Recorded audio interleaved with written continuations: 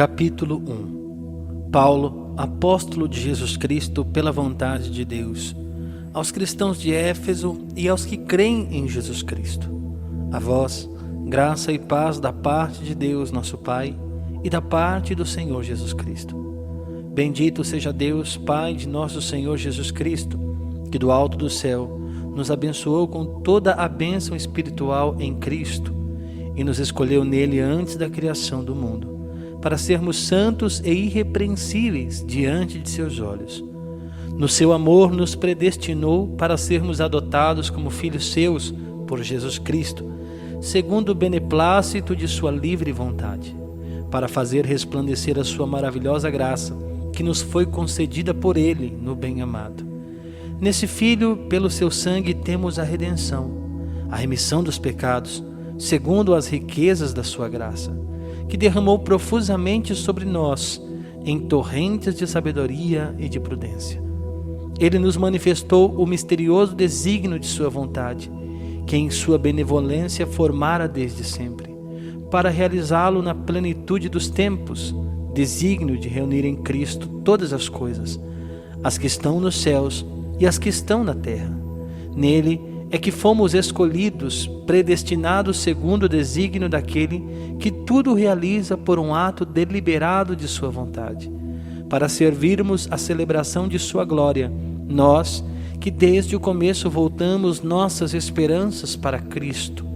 Nele também vós, depois de terdes ouvido a palavra da verdade, o evangelho de vossa salvação, no qual tendes crido, fostes selados com o Espírito Santo que fora prometido, que é o penhor da nossa herança, enquanto esperamos a completa redenção daqueles que Deus adquiriu para o louvor da sua glória.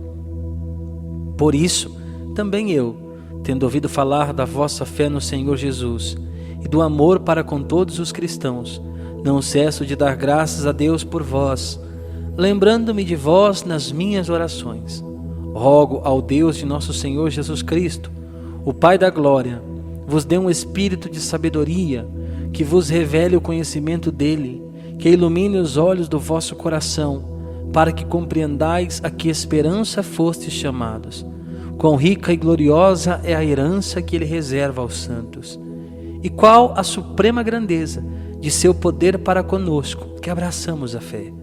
É o mesmo poder extraordinário que ele manifestou na pessoa de Cristo, ressuscitando-o dos mortos e fazendo-o sentar à sua direita no céu, acima de todo principado, potestade, virtude, dominação e de todo nome que possa haver neste mundo como no futuro. E sujeitou a seus pés todas as coisas e o constituiu chefe supremo da igreja, que é o seu corpo, o receptáculo daquele que enche todas as coisas, sob todos os aspectos. Capítulo 2.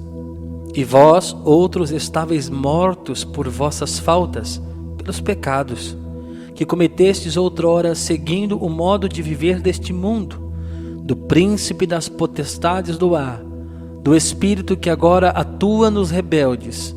Também nós todos éramos deste número, quando outrora vivíamos dos desejos carnais, fazendo a vontade da carne e da concupiscência.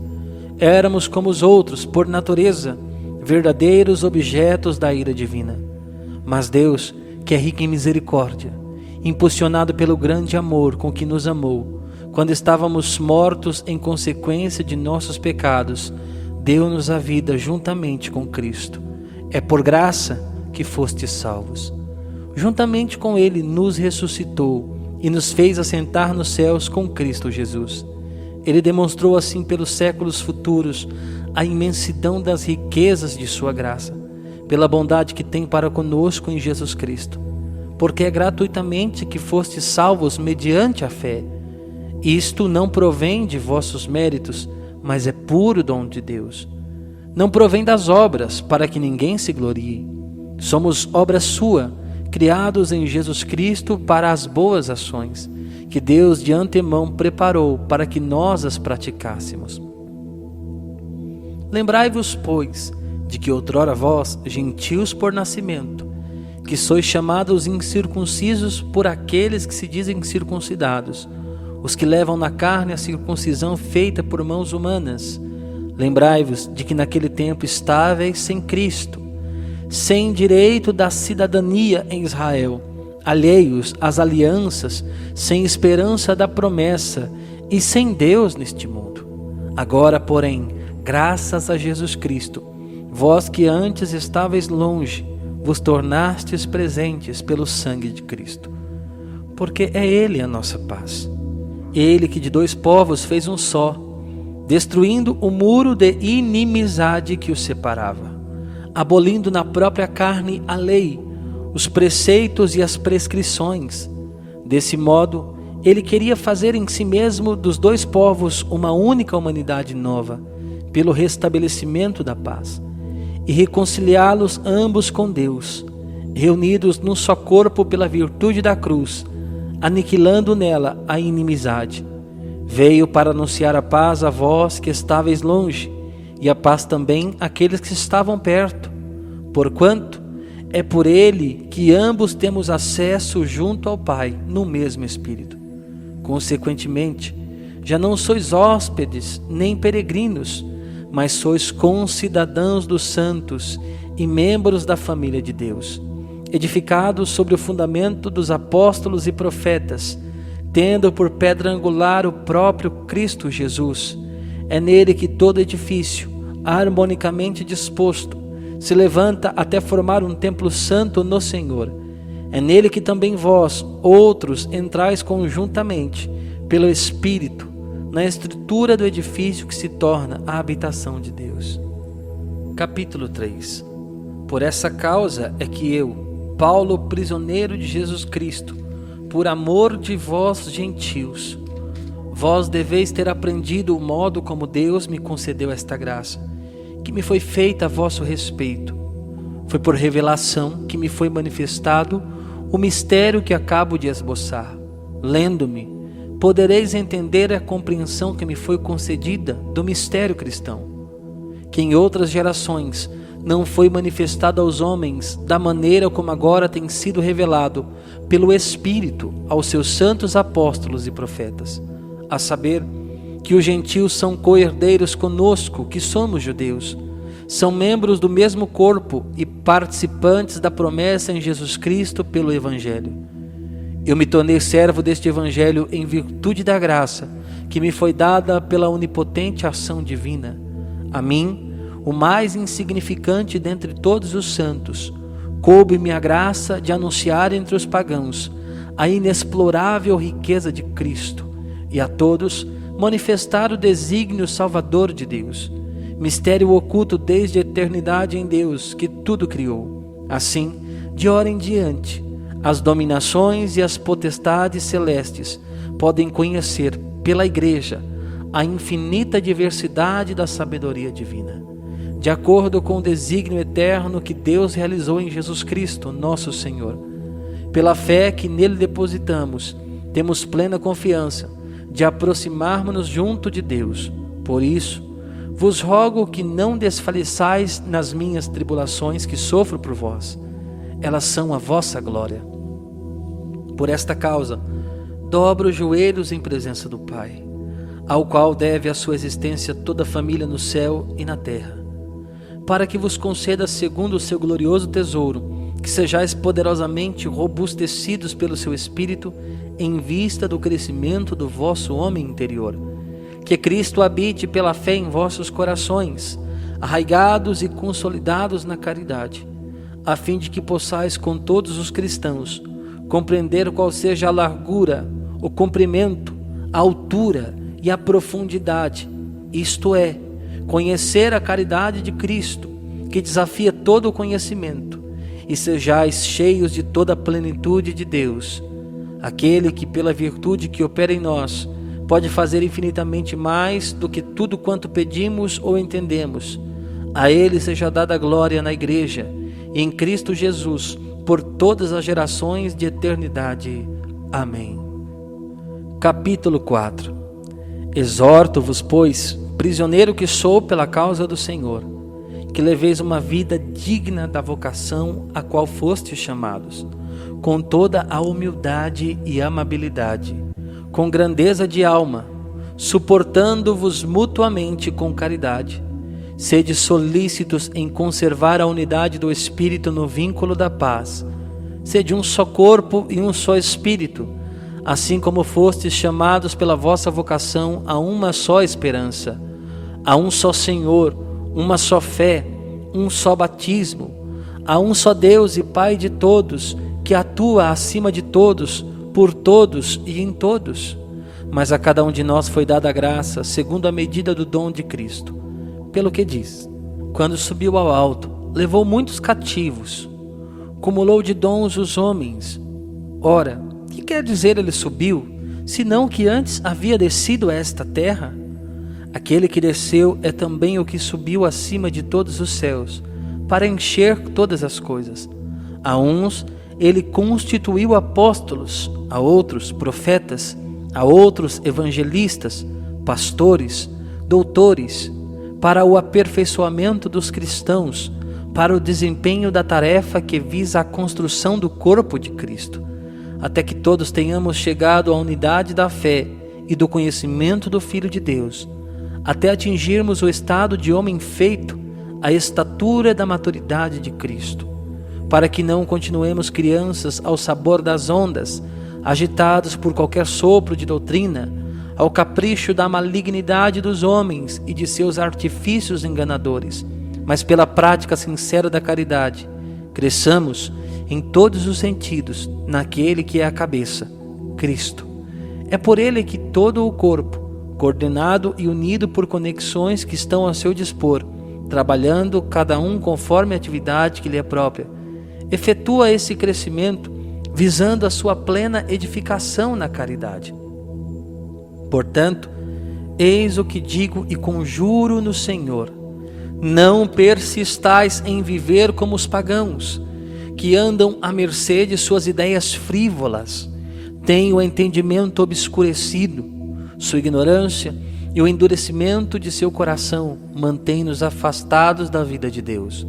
Indolentes, entregaram-se à dissolução, à prática apaixonada de toda espécie de impureza. Vós, porém, não foi para isto que vos tornastes discípulos de Cristo, se é que o ouvistes e dele aprendestes, como convém a verdade em Jesus. Renunciai à vida passada, despojai-vos do homem velho, corrompido pelas concupiscências enganadoras, renovai sem cessar o sentimento da vossa alma, e revesti-vos do homem novo, criado à imagem de Deus em verdadeira justiça e santidade. Por isso, renunciai à mentira, fale cada um a seu próximo a verdade, pois somos membros uns dos outros. Mesmo em cólera, não pequeis. Não se ponha o sol sobre o vosso ressentimento. Não deis lugar ao demônio. Quem era ladrão não torne a roubar, antes trabalhe seriamente por realizar o bem com as suas próprias mãos, para ter com que socorrer os necessitados. Nenhuma palavra má saia da vossa boca, mas só a que for útil para a edificação, sempre que for possível, e benfazeja aos que o ouvem. Não contristeis o Espírito Santo de Deus, com o quais estáis selados para o dia da redenção. Toda amargura, ira, indignação, gritaria e calúnia sejam desterradas do meio de vós, bem como toda malícia. Antes, sede uns com os outros bondosos e compassivos. Perdoai-vos uns aos outros, como também Deus vos perdoou em Cristo. Capítulo 5. Sede, pois, imitadores de Deus, como filhos muito amados. Progredi na caridade, segundo o exemplo de Cristo, que nos amou e por nós se entregou a Deus, como oferenda e sacrifício de agradável odor.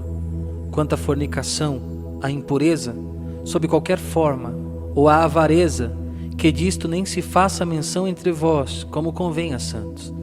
Nada de obscenidades, de conversas tolas ou levianas, porque tais coisas não convêm, em vez disso, ações de graças. Porque sabei o bem, nenhum dissoluto, ou impuro, ou avarento, verdadeiros idólatras, terá herança no reino de Cristo e de Deus. E ninguém vos seduza com vãos discursos. Estes são os pecados que atraem a ira de Deus sobre os rebeldes. Não vos comprometais com eles. Outrora erais trevas, mas agora sois luz no Senhor. Comportai-vos como verdadeiras luzes. Ora, o fruto da luz é bondade, justiça e verdade. Procurai o que é agradável ao Senhor, e não tenhais cumplicidade nas obras infrutíferas das trevas. Pelo contrário, condenai-as abertamente, porque as coisas que tais homens fazem ocultamente é vergonhoso até falar delas. Mas tudo isto, ao ser reprovado, torna-se manifesto pela luz, e tudo o que se manifesta deste modo torna-se luz. Por isso a Escritura diz: desperta tu que dormes, levanta-te dentre os mortos e Cristo te iluminará. Vigiai, pois, com cuidado sobre a vossa conduta, que ela não seja conduta de insensatos, mas de sábios, que aproveitam ociosamente o tempo, pois os dias são maus. Não sejais imprudentes, mas procurai compreender qual seja a vontade de Deus. Não vos embriagueis com vinho, que é uma fonte de devassidão, mas enchei-vos do Espírito. Recitai entre vós salmos, hinos e cânticos espirituais. Cantai e celebrai de todo o coração os louvores do Senhor. Rendei graças sem cessar e por todas as coisas a Deus Pai, em nome de nosso Senhor Jesus Cristo. Sujeitai-vos uns aos outros no temor de Cristo. As mulheres sejam submissas a seus maridos como ao Senhor, pois o marido é o chefe da mulher, como Cristo é o chefe da igreja, seu corpo, da qual ele é o Salvador. Ora, assim como a igreja é submissa a Cristo, assim também o sejam em tudo as mulheres a seus maridos. Maridos, amai as vossas mulheres, como Cristo amou a igreja e se entregou por ela, para santificá-la, purificando-a pela água do batismo com a palavra, para apresentá-la a si mesmo, toda gloriosa, sem mácula, sem ruga, sem qualquer outro defeito semelhante, mas santa e irrepreensível. Assim os maridos devem amar as suas mulheres como a seu próprio corpo. Quem ama a sua mulher, ama-se a si mesmo. Certamente, ninguém jamais aborreceu a sua própria carne. Ao contrário, cada qual a alimenta e a trata, como Cristo faz a sua igreja. Porque somos membros de seu corpo. Por isso, o homem deixará pai e mãe e se unirá à sua mulher, e os dois constituirão uma só carne. Esse mistério é grande, quero dizer, com referência a Cristo e a igreja. Em resumo, o que importa é que cada um de vós ame a sua mulher como a si mesmo, e a mulher respeite o seu marido. Capítulo 6. Filhos, obedecei a vossos pais segundo o Senhor, porque isto é justo. O primeiro mandamento acompanhado de uma promessa é: honra teu pai e tua mãe, para que sejas feliz e tenhas longa vida sobre a terra. Pais, não exaspereis vossos filhos, pelo contrário, criai-os na educação e doutrina do Senhor. Servos, obedecei aos vossos senhores temporais, com temor e solicitude de coração sincero, como a Cristo. Não por mera ostentação, só para agradar aos homens, mas como servos de Cristo, que fazem de bom grado a vontade de Deus. Servi com dedicação, como servos do Senhor e não dos homens. E estais certos de que cada um receberá do Senhor a recompensa do bem que tiver feito, quer seja escravo, quer livre. Senhores, procedei também assim com os servos. Deixai as ameaças, e tende em conta que o Senhor está no céu, Senhor tanto deles como vosso, que não faz distinção de pessoas. Finalmente, irmãos, fortalecei-vos no Senhor pelo seu soberano poder. Revesti-vos da armadura de Deus, para que possais resistir às ciladas do demônio. Pois não é contra homens de carne e sangue que temos de lutar, mas contra os principados e potestades, contra os príncipes deste mundo tenebroso, contra as forças espirituais do mal espalhadas nos ares. Tomai, portanto, a armadura de Deus, para que possais resistir nos dias maus e manter-vos inabaláveis no cumprimento do vosso dever. Ficai alerta, a cintura cingidos com a verdade, o corpo vestido com a couraça da justiça e os pés calçados de prontidão para anunciar o evangelho da paz. Sobretudo, embraçai o escudo da fé, com que possais apagar todos os dardos inflamados do maligno. Tomai, enfim, o capacete da salvação e a espada do Espírito, isto é, a palavra de Deus. Intensificai as vossas invocações e súplicas. Orai em toda circunstância pelo Espírito, no qual perseverai em intensa vigília de súplica por todos os cristãos. E orai também por mim, para que me seja dado anunciar corajosamente o mistério do Evangelho, do qual eu sou embaixador prisioneiro, e que eu saiba pregoá-lo publicamente e com desassombro, como é meu dever. E para que também vós estejais a par da minha situação e do que faço aqui, Tíquico, o irmão muito amado e fiel ministro no Senhor, vos informará de tudo. Eu vos-lo envio precisamente para isto, para que sejais informados do que se passa conosco e para que ele conforte os vossos corações. Paz aos irmãos, amor e fé, da parte de Deus Pai e do Senhor Jesus Cristo. A graça esteja com todos os que amam nosso Senhor Jesus Cristo, com amor inalterável e eterno.